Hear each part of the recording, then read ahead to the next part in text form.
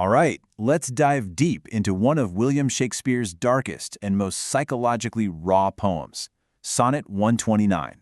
Now, I gotta warn you, this isn't your typical love poem. This is a brutal, honest, line-by-line takedown of lust itself. So the poem really grapples with this one big question: what actually is lust? We might think of it as just simple desire, maybe even a pleasure. But Shakespeare, he gives us an answer that is way more complex, violent, and honestly full of self-hatred. And he doesn't waste any time. The poem's opening lines are basically his thesis statement. He immediately frames lust not as something you enjoy, but as this deep, shameful loss. And there it is, right off the bat. Lust in action is defined as the expense of spirit in a waste of shame. And when he says spirit, he's not just talking about, physical energy. He means your soul, your life force, your very essence. So the act itself is literally squandering your soul for a moment of shame. Pretty heavy stuff. So right from the get-go, the entire stage is set. This isn't going to be a poem about the fun side of desire. It's about the act of lust as a kind of transaction where you always come out poorer. It's self-destructive and it depletes you. Okay, so where does he go from there?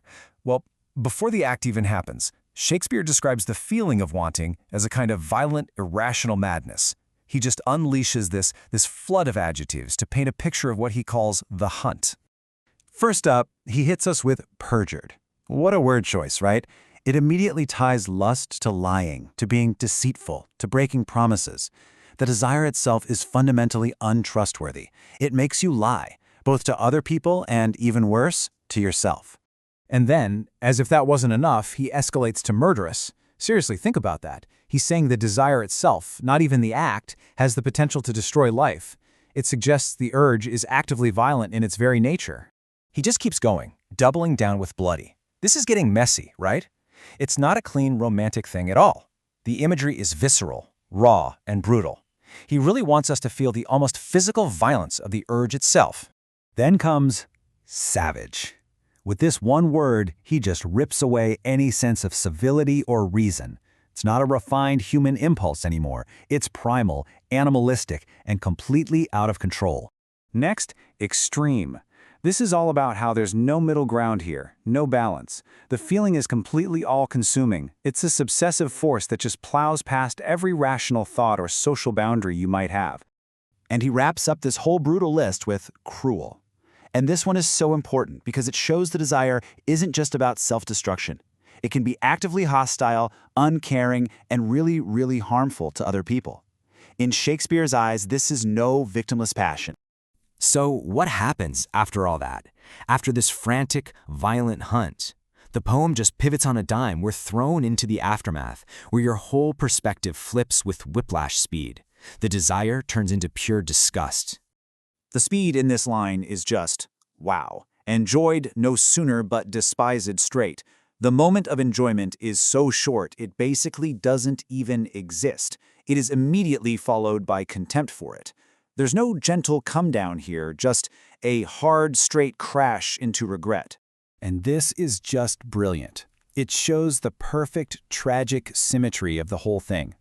The same irrational madness that made you chase it, past reason hunted, is the exact same madness that now makes you hate it, past reason hated.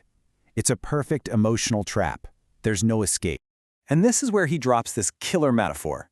The feeling afterward, it's like you're an animal that's just swallowed bait. You feel tricked. You feel trapped by your own hunger. The very thing you craved was just a trap, laid out on purpose to drive you insane. Okay, so now we're getting to the absolute heart of the poem's argument.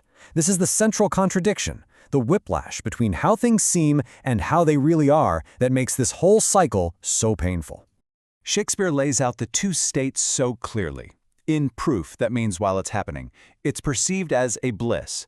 But the second it's proved, or, over, it transforms into a very woe, a real, deep misery.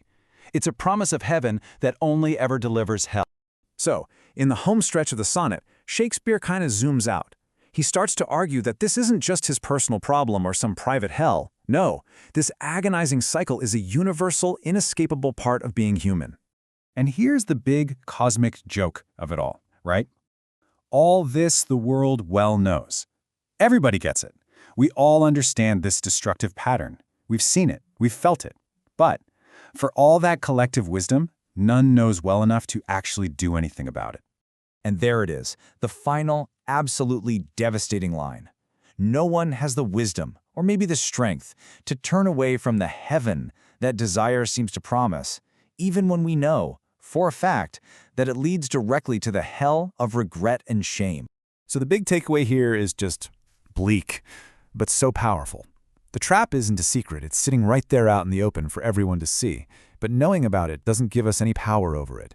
We see the bait, we know it's a trap, and we take it anyway. Every single time. Which really leaves us wrestling with the poem's central tension. The desire promises a heaven, the aftermath is a guaranteed hell, and we are just caught, knowingly, right in the middle. Is it even possible to have one without the other?